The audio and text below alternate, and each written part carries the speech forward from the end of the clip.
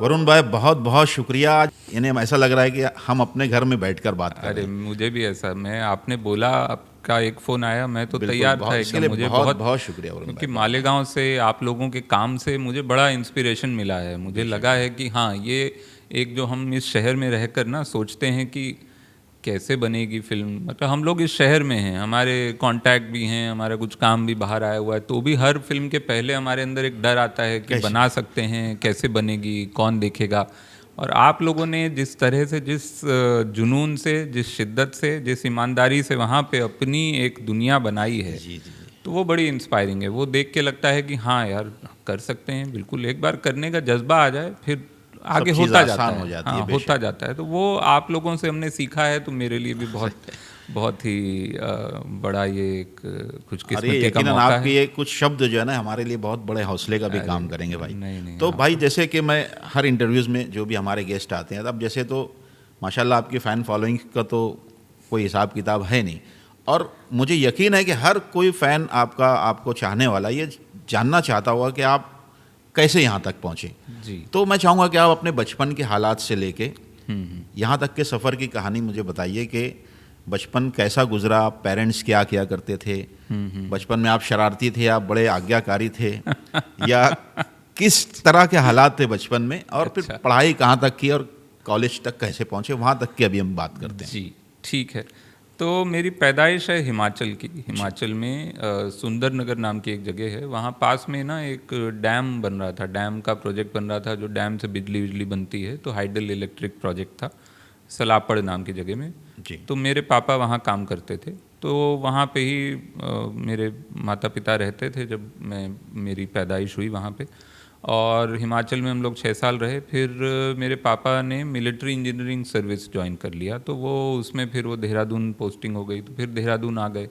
देहरादून से फिर हम लखनऊ चले गए, लखनऊ से फिर मेरा कॉलेज में हो गया बनारस। लेकिन बचपन में ना मेरे घर का माहौल, वैसे मेरे पापा जो हैं इंजीनियर रहे, ओके। लेकिन मेरे घर का माहौल ये था कि मम्मी स्कूल टीचर रही हमेशा, तो एक तो उधर से पढ़ाई का थोड़ा माहौल रहा, और दूसरा मेरे पापा को ना किताबों का बड़ा शौक। तो वो बहुत नावल बहुत पढ़ते थे, नावल, मैगज़ीन जिसमें कहानियाँ आती हैं। तो हम लोगों को भी पढ़ने का शौक़ बड़े बचपन से हो गया। मतलब 5-6 साल के जब पढ़ना बच्चा शुरू ही करता है, एक जी जी जी। जोड़ना शुरू करता है कि लफ्ज़ जोड़ जोड़ के एक पूरा वो बन जाएगा, एक सेंटेंस बन जाएगा, तो वो उस उम्र से हम लोग किताबें पढ़ना शुरू। बच्चों की किताबें जो आती थी उस समय, कॉमिक्स वगैरह हो गई, या नन्हे सम्राट एक आती जी। थी, फिर चंपक आती थी, नंदन आती थी, बालहंस, सुमन, सौरभ, ये कुछ तो ऐसी किताबें थी जो उस समय बहुत अच्छी किताबें मानी जाती थी बच्चों के लिए। तो वो सब हमने पढ़ना शुरू किया। तो बचपन से ना मुझे कहानियों की दुनिया बड़ी सुंदर लगने लगी। अच्छा। मुझे लगा कि ये दुनिया जो है ये अपने आप में एक पूरी दुनिया है, इसमें मुझे किसी और की ज़रूरत नहीं है। और मैं था थोड़ा पंजाबी घर हूँ मैं, मेरे जी जी। माता पिता ओके। तो पंजाबी घरों में बच्चे को ये नहीं बोलते हैं कि मोटा बच्चा है, बोलते हैं हेल्दी है। तो मैं बहुत हेल्दी था। अच्छा। ठीक है, तो हेल्दी होने की वजह से क्या हुआ कि बहुत खेल कूद में मैं ज़्यादा जा नहीं पाया। हाँ हाँ मुझे हाँ। खेलने का बड़ा शौक था, लेकिन मैं ऐसा था कि मुझे क्रिकेट में सिर्फ अंपायर बनाते थे, वो लेते अच्छा थे नहीं कि तू भाग नहीं पाएगा, तू खेल नहीं पाएगा। अच्छा, इतने मोटे थे हाँ, मतलब। फुटबॉल में मुझे गोलकीपर बना देते अच्छा। थे। वो भी इसलिए कि ये चौड़ा है तो ये जगह रोक सकता है, लेकिन उनको धीरे धीरे समझ आया कि गोलकीपर को भी थोड़ा इधर उधर हिलना पड़ता है। अच्छा। तो फिर मैं फुटबॉल से भी बाहर हो गया। तो मैं ले दे के, मुझे खेलने की दुनिया में किसी ने रखा नहीं। किताबों की दुनिया, पढ़ने की दुनिया में मुझे लगा ये मेरी अपनी है, इसमें मैं जी सकता हूँ, इसमें मुझे किसी का दखल नहीं है, और ना ही किसी का वो चाहिए कि कोई बुलावा चाहिए कि हाँ तुम ये पढ़ो, मैं खुद से पढ़ सकता हूँ। तो पढ़ने का शौक़ हो गया, लिखने का शौक़ हो गया। पढ़ते पढ़ते लगा कि अच्छा ये कहानी है, ऐसे मेरे दिमाग में भी एक कहानी है। तो मैं जब 10 साल का था तो मेरी पहली कहानी छप गई। मैं 10 साल का था, एक कहानी मैंने लिखी और भेज दी एक मैगज़ीन को, अच्छा। बच्चों की मैगज़ीन। तो बालहंस था वो मैगज़ीन का नाम, तो उसमें वो छप गई। उसमें छपी और उधर से इनाम भी आ गया। ओह। उन्होंने इनाम भेज दिया 50 रुपये। उस समय बहुत, बहुत। 1990 की बात कर रहा हूँ मैं। तो 1990 में 50 रुपये आप एक बच्चे के नाम पे भेज दें, तो बच्चे को तो लगेगा कि ये तो बहुत ही कमाल है, लोग कितनी मेहनत करते हैं 50 बेशक। रुपये कमाने के लिए उस ज़माने में। तो मुझे लगा कि ये और एक तरह का हौसला मिला कि लिखने से एक तो खुद की खुशी मिलती है, ऊपर से कोई पैसा भी दे देता बिल्कुल, है हाँ। बच्चे को। तो मैंने फिर लिखना थोड़ा और शुरू किया। उसके बाद ऐसा हुआ कि एक दो मेरी कविताएं थी जो छपी, लेकिन उसके बाद पैसा वैसा मैं भूल गया, बच्चा था मैं, लेकिन हाँ लिखने में मज़ा आ रहा था। तो सबसे पहली कहानी जो लिखी थी वरुण भाई जी। आपने, वो क्या था, उसका थॉट क्या था कुछ? वो एक कहानी आई थी मैगजीन में जिसका नाम था चूं चूं चला गया। तो वो एक चिड़िया की और एक बच्चे की दोस्ती की कहानी थी जो किसी और ने लिखी थी। वो कहानी आई थी चूं चूं चला गया। तो वो कहानी में लास्ट में वो बच्चा और एक चिड़िया की दोस्ती हो जाती है, और वो फिर चिड़िया घायल आती है उसके पास, और जब वो ठीक होती है तो वो उड़ जाती है। तो ये कहानी पढ़ के मुझे लगा कि ये बड़ी सैड एंडिंग कहानी है। हम हिंदी फिल्में देखते थे, हमको लगता था हैप्पी एंडिंग के बिना कुछ कहानी नहीं बनती है। ये सैड एंडिंग कहानी बच्चों की किताब में आ गई है और बच्चे पढ़ के उदास हो जाएंगे। तो मैं तो हो गया उदास। तो मैंने एक दिन बैठे बैठे वो कहानी का सीक्वल लिख दिया। तो उस ज़माने में, देखिए आज सीक्वल कितना चल रहा है, लेकिन मैंने तो बच्चों की कहानी एक थी उसका मैंने सीक्वल लिख दिया कि बाद में कैसे कुछ साल बाद वही चिड़िया बड़ी हो गई और वो फिर उस बच्चे को वापस मिली, और अब उसका आना जाना लगा। और उसका हैप्पी एंडिंग दे दिया आपने? हाँ, एक हैप्पी एंडिंग दे दिया कि वो, और था उस कहानी का नाम चूं चूं लौट आया। तो वो चूं चूं चला गया पहला था जो उन्होंने लिखा था, फिर मैंने लिख दिया चूं चूं लौट आया। और उसमें वो चिड़िया और वो बच्चे जो हैं, अब उन दोनों की एक दोस्ती ऐसी हो गई है कि वो पिंजरे में नहीं है चिड़िया, लेकिन वो आती जाती रहती है। उन दोनों की एक तरह की एक समझौता है एक तरह का कि वो कभी कभी आएगी, मिलेगी, दाना चुगेगी, चली जाएगी। अच्छा। तो ये मैंने लिख दी, तो ये छप गई। तो एक तो हैप्पी एंडिंग का कीड़ा था दिमाग में वो हिंदी सिनेमा से। तो वो एक चीज़ जो है, जो कि मालेगांव से एक और चीज़ जो मुझे कनेक्ट करती है, वो ये है कि बचपन से मैं सिनेमा का दीवाना रहा हूँ, हिंदी फिल्मी गानों का दीवाना रहा हूँ। रेडियो पे इतने गाने सुनते थे हम, उस समय तो कोई ये FM चैनल वगैरह भी नहीं होते थे, तो गानों का भी बड़ा शौक था मेरे पिताजी को भी। तो उनकी वजह से मैं भी रेडियो सुनने लगा। तो एक तरफ फिल्मी गीत और एक तरफ ये कहानियाँ, ये दो चीज़ें थीं जो मेरे बचपन की सबसे गहरी याद हैं, और जो सबसे गहरा इन्फ्लुएंस है कि हाँ मैंने रेडियो पे बहुत गाने सुने।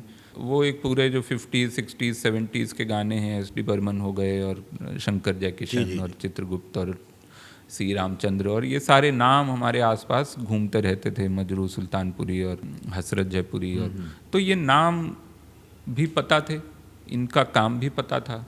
तो वो एक इन्फ्लुएंस बड़ा अच्छा रहा। तो जब मैं फिर उसके बाद जब मैं लखनऊ हम पहुँचे 1992 में, और लखनऊ में और थोड़ा कल्चर, वहाँ ज़बान बड़ी अच्छी है लोगों की, वहाँ का कल्चर है एक, वहाँ थिएटर देखने को मिला जो उससे पहले हमने नहीं देखा था। लखनऊ में थिएटर बहुत होता था, नाटक बहुत होते थे।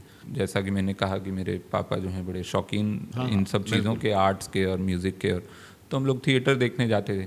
तो ये सारी चीज़ें ना मुझे मिलती गईं। पहले किताबें मिली, फिल्मी गाने मिले, फिर थिएटर मिला। तो ये जब तक मैं 15-16 साल का हुआ तब तक ये सारी चीज़ें एक तरह से मेरा पैशन बन चुके थे कि ये है, इसको पढ़ना है, देखना है, सुनना है, याद करना है कि गाना कौन सा किसने लिखा है, या गाने पूरे याद करने हैं। तो हम लोग स्कूल में अंताक्षरी खेलते थे, तो हम लोग अंताक्षरी, अब जनरली लोग खेलते हैं अंताक्षरी, तो उसमें ठीक है म से गाइए, तो म से मेरे महबूब तुझे मेरी मोहब्बत। मेरे महबूब। तो हम क्या करते थे, हमने सोचा इसको मुश्किल बनाने के लिए अंतरों की अंताक्षरी खेलते हैं। तो मुखड़े की गाना ही नहीं है, आपको म से गाना है तो आपको कोई गाना ढूंढना पड़ेगा जिसका अंतरा म से शुरू होता है। ओके। तो उस तरह से, अब तो मैं भूल गया एकदम से, ऐसे नहीं याद आ रहा है, लेकिन फिर अंतरे हमने रटने शुरू किए। तो ये सारी अजीब सी चीज़ें ना, जो कोई बच्चा, मैं उल्टे गाने गा लेता हूँ, जैसे मैं आपको बताऊँ, जैसे फॉर एग्जाम्पल, जैसे मेरा ही गीत है ये मोह मोह के धागे, है ना। तो अब इसको अगर मोह मोह के धागे भी आप ही ने लिखा था? हाँ। तो अगर उसको उल्टा गाना है तो मैं हर शब्द को उल्टा कर दे, ये हमो के गेधा रीते योंग योली गौ से जा झेलू, इको हटो हटो ना गेला सकी हरत हरगी ये झेलसू। अब ये उल्टे गाने का शौक ऐसे ही, दिल दीवाना बिन सजना के माने ना, है ना, लदिना वादी नबिना जस के नेमाना।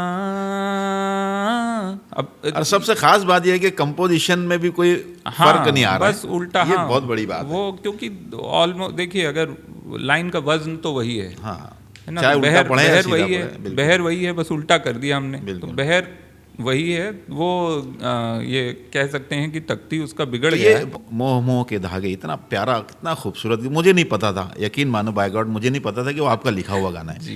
ये मोह मोह के धागे तेरी उंगलियों से जा उलझे। तो ये फर्स्ट सॉन्ग था क्या आपका? नहीं नहीं नहीं, मेरे पहले, इसके पहले मैंने बहुत गाने लिखे। गैंग्स ऑफ वासेपुर के गानों से शुरुआत हुई। तो उसमें अगर आपने वो मनिया सुना हो, हाँ हाँ, Oh, umania, aha, umania, mange chopa punya, hape mani sanya. तो ओ वो मनिया है ना, वो है, या जिया हो बिहार के लाला। जी, जिया है बिहार के लाला, जिया तू 1000 साला। तो गैंग्स ऑफ वासेपुर पहली एल्बम थी, ओके। पूरी एल्बम। तो उसके बाद फिर एक दो और एल्बम की, फिर खैर उस पे हम आते हैं। हाँ, वरुण भाई, हाँ, सबसे तो पहले अभी मुझे ये हम बताइए वापस वहीं पहुंचते हैं कि अभी कहानियों की दुनिया से निकल के फिर स्टेज थिएटर, वो दुनिया से निकल के आप अचानक स्टैंड अप कॉमेडी कैसे करने लगे? और वहाँ आ रहे हैं लोग एक एक करके अपने देश का गा रहे हैं। अन्नू मलिक बोल रहा है आग लगा देगा तू, आ गए। तो पिछले 1-1.5 साल में क्या क्या नहीं हुआ। राहुल गांधी भारत जोड़ो यात्रा शुरू किए, खत्म किए, वो सक्सेसफुल हुई, दूसरी शुरू कर दी है। क्या क्या नहीं हो गया, मतलब, और शादी नहीं खत्म हो रही सालों से, चली ही जा रही है। शादी के वीडियो देखे मुझे लगा दादर स्टेशन है।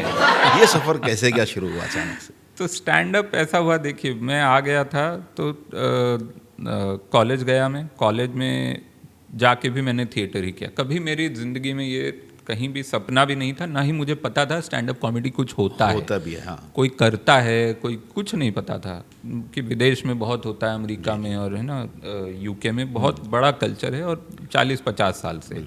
हमारे यहाँ एक तो कल्चर नहीं था, हमारे यहाँ कल्चर था किसका, हास्य कवि सम्मेलन का। तो कभी आएंगे स्टेज पे या मदाहिया हाँ, मुशायरा, बस है ना, उतना ही। तो उस तरह का होता था कि ठीक है वो होता था, लेकिन स्टैंड अप कॉमेडी का कल्चर था नहीं, तो मुझे पता भी नहीं था। मैं कॉलेज गया, कॉलेज के बाद मैंने 1 साल पूना में नौकरी की, फिर मैं बम्बई आ गया। तो जब मैं यहाँ आया तब जाके मुझे लगा कि अच्छा आप नए आते हैं इस शहर में, कोई जानने वाला नहीं, मेरे ख़ानदान से कोई कभी आया ही नहीं इस शहर में, पहला हूँ अपने ख़ानदान में जो इस शहर में आया। तो कोई कांटेक्ट नहीं, कोई जानने वाला नहीं, कुछ नहीं। तो मैं आया, और यहाँ पे अब आप शुरू में आते हैं तो आपको लगता है कोई भी कुछ भी काम दे दे मैं कर लूँगा, ना, कोई काम जो मैं, मतलब जो मुझे इस शहर में रुकने की वजह दे दे, सरवाइव करने के लिए थोड़े पैसे दे दे, और एक रास्ता दे दे कि अच्छा इस रास्ते पे चलोगे तो कहीं पहुँचोगे। तो ये सारी चीज़ों के साथ मैं जब यहाँ आया तो मुझे तब तक, मैं कॉमेडी में फिर भी नहीं करता था, लेकिन मुझे टीवी पे तब तक 1-2 शो शुरू हो चुके थे। वो मूवर देन शेखर एक आया था, शेखर सुमन का, तो वो देख के बड़ा लगता था कि हाँ ये मज़ेदार चीज़ है। फिर जब मैं यहाँ आया तब भी 1-2 और शो हो रहे थे, टीवी पे आ रहे थे, तो मुझे लगा कि इसमें मैं हाथ आजमा सकता हूँ। मुझे पता नहीं था मैं लिख पाऊँगा कि नहीं, अच्छा। लेकिन मैंने कोशिश की, तो मैंने कुछ लिख के उनको भेजा। किसको भेजा आपने? ये मैंने भेजा, एक शो आता था the great Indian comedy show, जैसे ग्रेट इंडियन लाफ्टर चैलेंज आता था बाद में, हाँ, जिसमें हाँ, राजू श्रीवास्तव, सुनील पाल और है ना बहुत सारे लोग।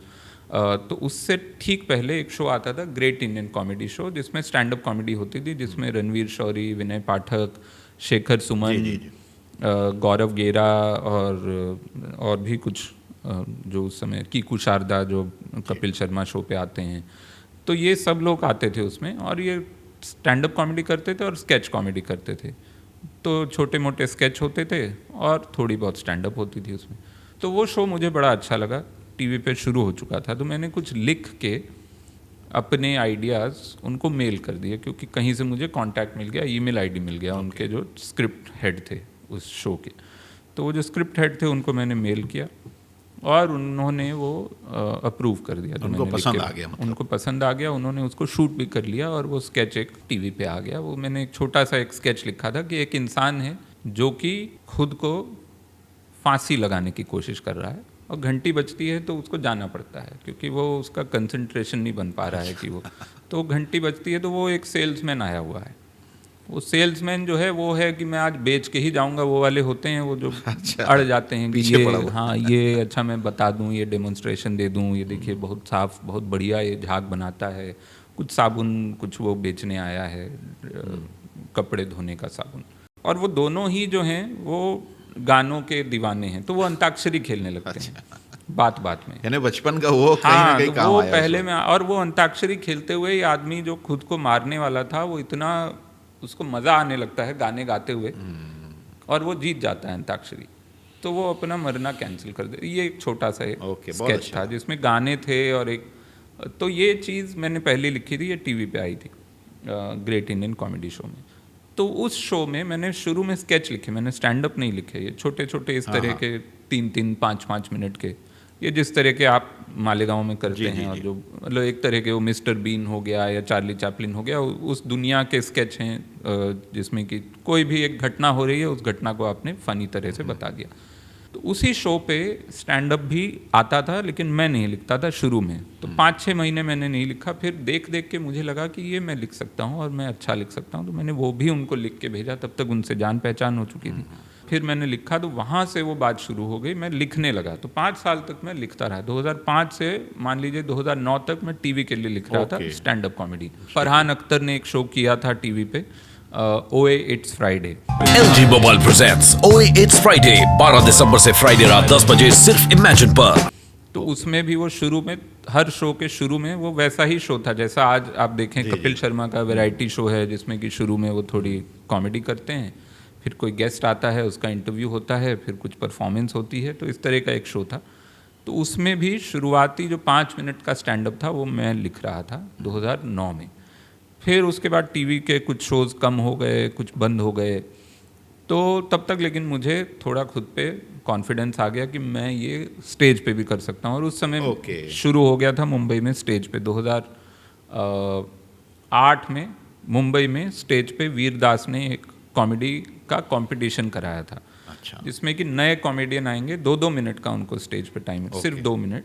2 मिनट में आपको परफॉर्म करना है, और एक जज थे, कुछ लोग थे।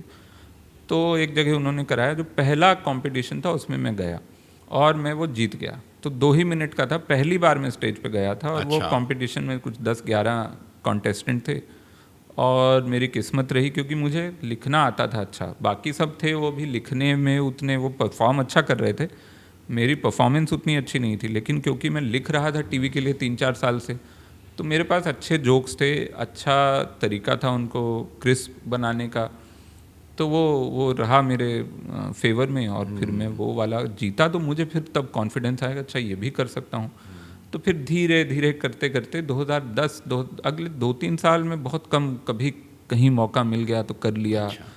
फिर 2011 में पहली बार एक प्रोफेशनल शो मिला जिसमें मुझे फ़ीस मिली कि आप ये कीजिए। उससे पहले तक तो फ़ीस तो मिलने का सवाल नहीं था, हम फ्री में जाके कहीं करते थे, किसी क्लब में कहीं। उस समय हमको पहली बार किसी ने फ़ीस दी, कहा कि आप ये कीजिए। तो वो मैंने 2011 में जाके, मतलब 3 साल लगे उसके बाद भी वहाँ पहुँचने में, जहाँ पे कि एक आधे घंटे का मैं शो कर सकूं और लोग उसका पैसा दें और लोग नाम से देखने आए कि अच्छा ये कोई कर रहा है। तो वहाँ से ये सफ़र शुरू हुआ।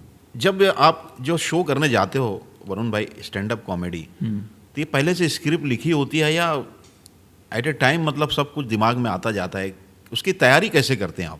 तैयारी देखिए ऐसे करते हैं कि बल्कि मैं दिखा सकता हूँ, मेरा बैग है। बिल्कुल, लेना फैजान। क्योंकि आज शाम को ही मेरा एक शो है। अच्छा, तो मैं ना कहाँ पर है? यहीं पास में ही है, आराम नगर में है। आप हैं अगर बिल्कुल, आप आ जाइए। वो ट्रायल शो है। तो ट्रायल शो में क्या होता है कि जिसमें आप जो पूछ रहे हैं ना, वो एग्जैक्टली वही है। वहाँ ट्रायल शो होता है जिसमें कि अभी आप तैयारी कर रहे हैं, अभी ये फाइनल शो नहीं बना है। ये मेरा नया शो है जिसमें कि, तो मैं क्या करता हूँ, मैं ये नोट्स बना के ले जाता हूँ, ठीक है। तो ये नोट्स हैं। नोट्स में देखिए एक एक लाइन में मैंने लिखा है ट्रायल शो, न्यू शो, इस तरह से पॉइंट्स होते हैं। मैं ये बना के ले जाऊंगा। अब ये पूरा नहीं है, ये जोक्स पूरे नहीं, पॉइंट आउट किया आपने कि इस ये है टॉपिक कि पर इस मुझे चीज़ पे बात करनी है। जैसे कि इस चीज़ पे बात करनी है कि मुझे एक बुरी आदत है, तो मैं अपनी एक बुरी आदत मैंने लिखी हुई है इसमें कि ये बुरी आदत है मेरी, इस चीज़ का मुझे एडिक्शन है, कोई एक चीज़ का, समोसे का मान लीजिए, ठीक है, मैं बहुत समोसे खाता हूँ। तो ये मेरा एक, यहाँ से मैं बात करना शुरू करूँगा ऑडियंस से कि अच्छा और कौन है जो समोसे का दीवाना शौकीन है। हाँ, कि इस हद तक कि वो दिन में 15 समोसे खा जाए, इस तरह की मैं बात करना शुरू करता हूँ। तो उससे फिर जोक निकलते हैं।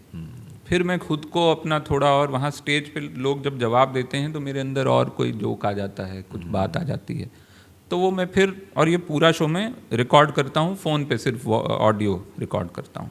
फिर बाद में जाकर घर जाकर फिर सारे नोट्स फिर से बनाता हूँ कि यहाँ पे मैंने ये बोला तो उसके बाद ये जोक निकला जो मैंने ऑडियो रिकॉर्ड किया है, ये वाली चीज़ लोगों को सही लगी, ये वाली चीज़ थोड़ा, ये बीच में 15 मिनट एकदम सन्नाटा था, तो ये कहानी जो मैं कह रहा हूँ ना, ये कहानी अभी पूरी नहीं हुई है, या ये कहानी बदलनी पड़ेगी या छोड़नी पड़ेगी। तो इस तरह से ये ट्रायल शो मैं करता हूँ, करीब आप मान लीजिए 25 से 30 ट्रायल शो। आज जो कर रहा हूँ मैं, ये 5वां है, ये नए शो का।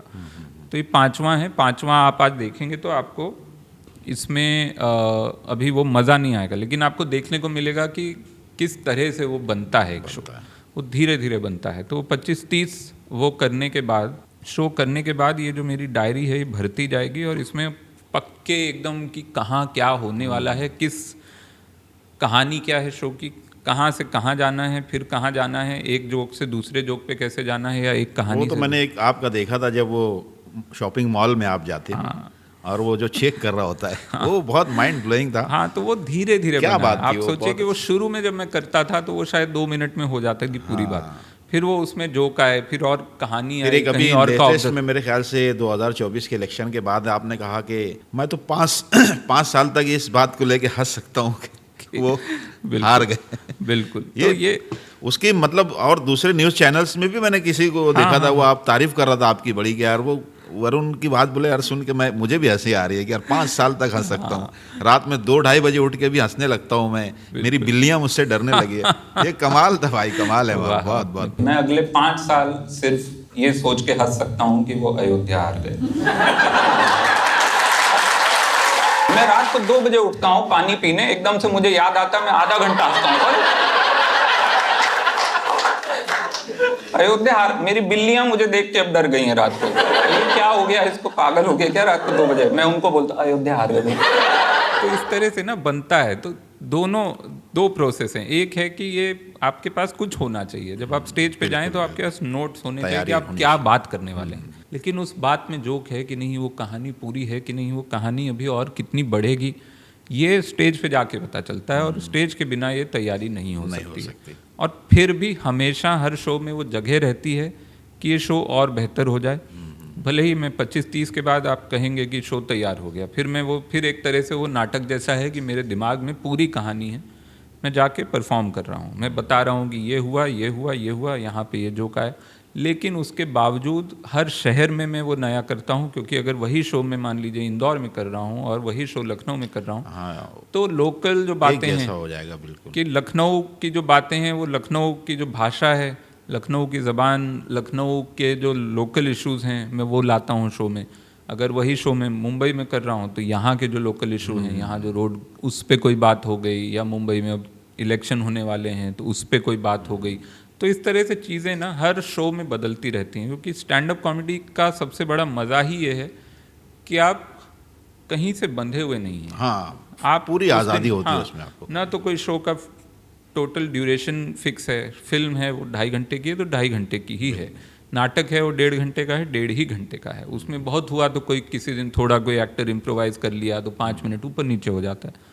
इसमें क्या है कि कोई शो एक ही दिन, वही शो एक दिन 1 घंटे का होगा, अगले दिन 90 मिनट का हो सकता है, किसी दिन 50 मिनट का हो सकता है।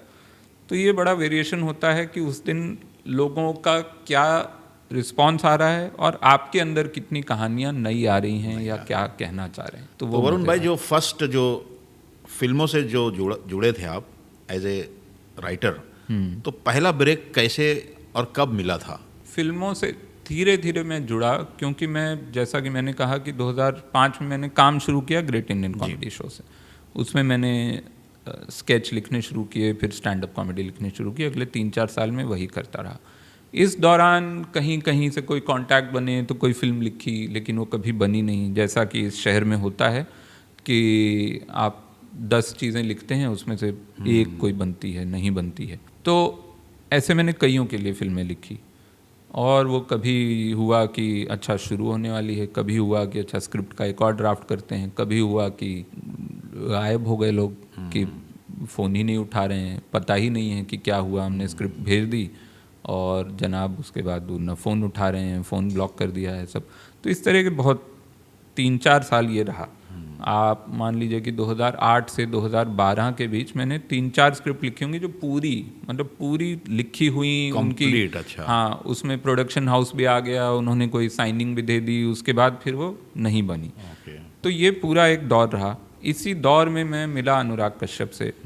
उनको मैंने कहा कि मुझे गाने भी लिखने का शौक़ है, तो उन्होंने मुझे ये गैंग्स ऑफ वासेपुर के गाने लिखने का मौका दिया। देखो उनका भी जिगर के वो, हाँ लिख बिंदास, कोई वो टेंशन कमाल आदमी है, तो उस मामले में वो बड़ा भरोसा करते हैं, नए लोगों पर बहुत भरोसा करते वाकई में। हैं। और उनको लगता है कि एक बार भरोसा कर लिया उसके बाद वो फिर पूरी आज़ादी देते हैं काम करने की। तो वो मेरे लिए बड़ा मॉरल भी बहुत बूस्ट हुआ और सीखने को बहुत मिला उस फिल्म पे, गैंग्स ऑफ वासेपुर पे।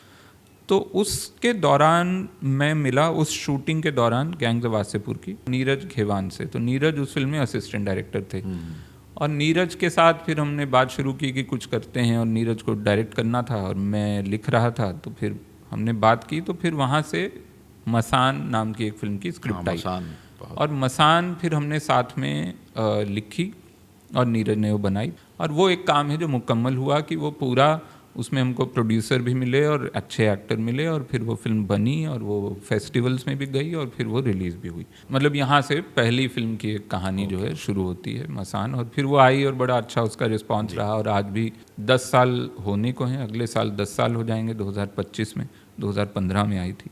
और 10 साल बाद भी अभी तक मुझे हर हफ्ते 1-2 मैसेज तो ज़रूर आते हैं इंस्टाग्राम पे या ट्विटर पे या कहीं भी कि ये फिल्म हमने देखी और ये फिल्म बहुत कमाल, मैं भी देख चुका सुकून हूँ, देती बहुत ही है। कमाल फिल्म है। तो वो एक कहेंगे कि बरकत रही। तो वरुण भाई एक बात ये बताइए कि मुंबई में कितने साल आपको स्ट्रगल करना पड़ा? देखिए, स्ट्रगल जो होता है ना उसके बड़े बहुत सारे मानी होते हैं। अब स्ट्रगल एक जो होता है कि कब तक काम नहीं मिला, वो 1 साल का ही रहा। 1 साल शुरू के काम नहीं मिला, उसके बाद काम मिला ये great Indian comedy show. Okay. लेकिन स्ट्रगल मैं मानता हूँ कि एक तो स्ट्रगल को थोड़ा सा हम लोगों ने नेगेटिव बना दिया है वर्ड की। बहुत मतलब ऐसा है कि आदमी एकदम ही बदहाल है और परेशान है, फुटपाथ पे सो रहा है ये। हाँ, लेकिन उसके अलावा जो स्ट्रगल होते हैं ना वो कई तरह के हैं, और वो हर इंसान के यहाँ चलते रहते हैं, भले ही वो आप कितने बड़े भी सक्सेसफुल हो। आज की तारीख में मैं कहता हूँ कि शाहरुख खान के भी ज़िंदगी में कोई ना कोई स्ट्रगल चल रहा होगा अगली फिल्म बनाने का, या आमिर खान की ज़िंदगी में, या जो बहुत सक्सेसफुल हैं, जिनको हम बहुत हैं भी, वो बिल्कुल सही बात है। लेकिन स्ट्रगल जो है ना वो इस पूरी इंडस्ट्री का और फिल्में बनाने का जो एक, अगर आपने पेशा चुन लिया है तो स्ट्रगल उसका इनहेरेंट हिस्सा है, बल्कि उसकी रूह है। आप समझ लीजिए कि उसके बिना फिल्में नहीं हैं। फिल्म बनाना अपने आप में, आपके पैसे दे दिए हैं किसी ने, आपके पास एक्टर हैं, आपके पास डेट्स हैं, आपके पास कहानी है, उसके बावजूद फिल्म बना लेना अपने आप में बहुत बड़ा स्ट्रगल है। बिल्कुल। तो स्ट्रगल एक तो हो गया कि बाहरी स्ट्रगल है कि आपको काम कब मिला, वो पहला स्ट्रगल है, और वो बहुत सच में वो बहुत मुश्किल वाला दौर होता है, जहाँ पे आपको पता नहीं है कि आप क्या कर रहे हैं, जहाँ आपको पता नहीं है कि आप अगले महीने आपके पास घर का किराया देने के या खाना खाने के पैसे होंगे कि नहीं। वो बिल्कुल, वो एकदम माकूल, वो एक स्ट्रगल है। लेकिन उसके बाद के जो स्ट्रगल है ना, उस पर लोग ध्यान नहीं देते हैं कि फिल्में बनाना और अच्छी फिल्में बनाते रहना, और वो बनाते रहना जो आप बनाना चाहते हैं, जो आप बात कहना चाहते हैं, वो करते रहना, वो असली स्ट्रगल है। वो तब शुरू होता है जब आपको काम मिल जाता है। उसके बाद आप क्या करते हैं उस मौके के साथ, उस ज़िंदगी के साथ, उस जो लोगों ने आपको भरोसा दिया है उसके साथ, वो जो स्ट्रगल है ना वो बहुत बड़ा है। और वो यूँ बड़ा कहा जा सकता है कि अगर इस मुकाम पर आप पहुंच गए, उस पर कायम रहना भी एक स्ट्रगल है। उस पर कायम रहना एक स्ट्रगल है। उसको जस्टिफाई करना कि आप यहाँ पे हैं, आपके पास ठीक है, आपको किसी ने दे दिए हैं 20 करोड़ एक फिल्म बनाने के, तो आप उस 20 करोड़ का क्या कर रहे हैं? आप एक वो फिल्म बना रहे हैं जो आप बनाना चाहते थे, या आप वो बना रहे हैं जो किसी ने आपको बता दिया कि मार्केट ये देखना चाहती है, और आप वो बनाए, न वो उधर चली, ना आपके मन की बनी, और आप और परेशान हो गए। मतलब बड़े बड़े पुराने एग्जाम्पल हैं कि गुरुदत्त इतने सक्सेसफुल हम मानते हैं आज कि भाई वो एक बहुत ही एक मिसाल थे हमारी फिल्म मेकिंग के, लेकिन गुरुदत्त उदासी में मरे हैं। ठीक है, शैलेंद्र साहब इतने कमाल के गीतकार, इतने बड़े बड़े उन्होंने गीत लिखे हैं और वो उदासी में वो इस दुनिया से गए हैं। और ऐसे बहुत लोग हैं जो सक्सेसफुल होने के बाद भी वो स्ट्रगल करते हाँ, रहे, इस इंडस्ट्री को बांध नहीं पाए या समझ नहीं पाए कि किस तरह से इसमें वो किया जाए जो हम करना चाहते हैं। तो वो स्ट्रगल मेरे हिसाब से, और वो मेरा अभी भी चल रहा है और वो सबका चलता रहेगा, वो चलता ही रहेगा क्योंकि वो मरते दम तक हाँ। चलता। तो वरुण भाई, अभी बीच में आपने भी एक फिल्म की थी, जी, है ना, मैंने आपका वो देखा भी था जो आपने पब्लिक से ऑल इंडिया कहा रैंक, था। हाँ। तो वो क्या फिल्म थी, क्या नाम था फिल्म का वो? जी, फिल्म का नाम है ऑल इंडिया रैंक और अब ये नेटफ्लिक्स पे आ चुकी है। ओके। थिएटर में भी आई थी, थिएटर में थोड़ी छोटी रिलीज थी, ज़्यादा जगह नहीं लगी। बड़े शहरों में दिल्ली, मुंबई, कलकत्ता। तो वो जहन में कैसे आया आपको कि मुझे कुछ फिल्म बनानी चाहिए खुद से? जी, फिल्में बनाने का, देखिए फिल्में देखने का शौक बचपन से रहा, तो बनाने का भी रहा, मौका अब जाके मिला। इससे पहले मैंने लिखा, फिर मैंने मसान लिखी, फिर सीक्रेट गेम्स लिखी, उसके बाद वो टीवी नेटफ्लिक्स की सीरीज़, उसके बाद मैंने संदीप और पिंकी फरार नाम की एक फ़िल्म लिखी, दिवाकर बनर्जी ने जो बनाई थी। फिर उसके बाद मैंने अभी 3 of Us नाम से एक फ़िल्म आई, उसके डायलॉग लिखे। जी। तो वो डायलॉग मैंने मेरा एक दोस्त है जिसने मालेगांव में भी मेरे साथ डायलॉग लिखे हैं, शोएब नज़ीर। अच्छा, तो अच्छा। शोएब से आप मिले हैं जब हम आए थे मालेगांव। हाँ, तो मेरे मालेगांव साथ जब आए वो तो शोएब ने 3 of Us में भी मेरे साथ डायलॉग लिखे हैं और ये सुपर बॉयज़ ऑफ मालेगांव में भी शोएब ने डायलॉग लिखे हैं।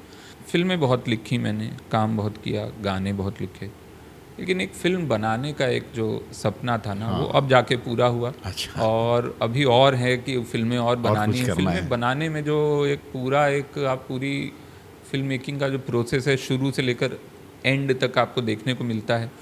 आप सेट पे भी हैं, आप एडिट पे भी हैं, उसके बाद साउंड भी हो रहा है, म्यूज़िक भी हो रहा है, फिर वो कलर ग्रेडिंग हो रही है। जी, और जी। तो ये सारी चीज़ें जो हैं बड़ी फैसिनेटिंग भी थी मेरे लिए, और बड़ा मन था कि एक कहानी मैं कहूँ जो अपनी दुनिया की है, जैसा कि मैं कह रहा था। तो ये मेरे कहानी मैंने जो अपने बचपन में देखा था कि आईआईटी कोचिंग का जो हिंदुस्तान में एक जो बिजनेस भी है, जुनून भी है, माँ बाप भी चाहते हैं कि हर बच्चा आईआईटी में चला जाए या डॉक्टर बन जाए या इंजीनियर बन जाए। हिंदुस्तान में हर इंसान ये चाहता है अपने बच्चे से। तो वो जो उसका जो एक जुनून था, दीवानगी जो बचपन में मैंने अपने आसपास के लोगों में देखी थी, तो मैं चाहता था कि उस दौर को, तो ये फिल्म जो है 1997 और 98 के लखनऊ में और कोटा में सेट है। ओके। और उस दौर में जैसे मैं कोचिंग गया था पढ़ने के लिए, आईआईटी की तैयारी करने के लिए, तो वैसे ही जो मेरे आसपास के बच्चे थे उन सब की दुनिया को जोड़कर मैंने ये कहानी लिखी। और ये कहानी उसी दौर की है और उसमें फिर वो बच्चों की दुनिया है। बच्चे मतलब 17-18 साल के हैं जो कोचिंग जा रहे हैं, उसके बाद कॉलेज जाएंगे।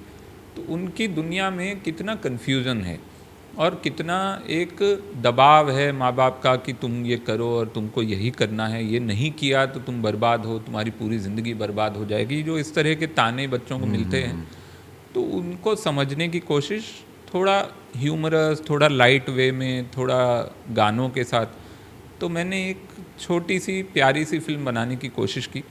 और बड़ी खुशकिस्मती रही कि हम बना पाए, हमको अच्छे प्रोड्यूसर मिले। मैच बॉक्स नाम की कंपनी है, उन्होंने प्रोड्यूस की, और श्रीराम राघवन हैं जो कि मेरे बड़े ही पसंदीदा फिल्म मेकर हैं, उन्होंने उसको प्रेजेंट किया फिल्म को।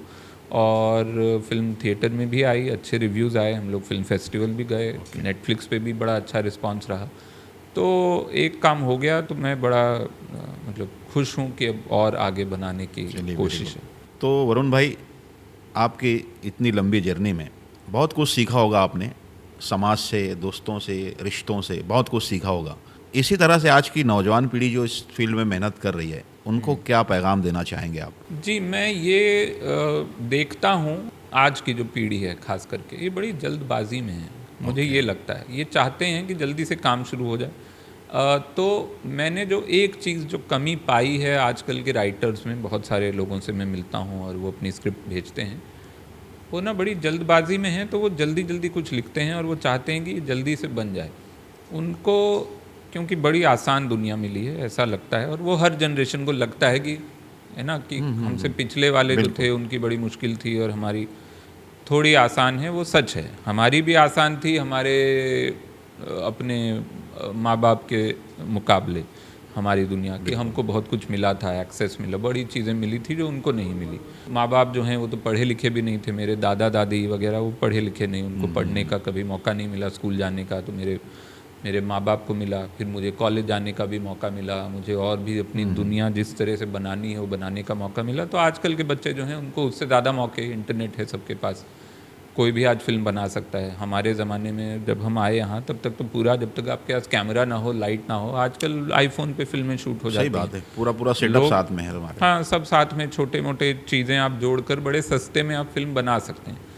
तो वो जल्दबाजी वहाँ दिखती है मुझे कि उनको लगता है कि अभी बड़ी जल्दी में काम हो जाएगा। लेकिन जब तक आपकी तैयारी नहीं होगी, जब तक आप पढ़ेंगे नहीं, जब तक आप दुनिया को समझेंगे नहीं, जब तक आप थोड़ा वक्त नहीं बिताएंगे एक नए शहर में और एक नई दुनिया को समझने में, तब तक आपके अंदर ना वो डेप्थ नहीं आएगी, तब तक आपके अंदर वो नयापन नहीं आएगा। कहानियाँ क्या हैं, नयापन होना चाहिए। नएपन के बिना अगर वही कहानी जो पहले हो चुकी है आप वही फिर से कह रहे हैं तो कोई क्यों देखेगा।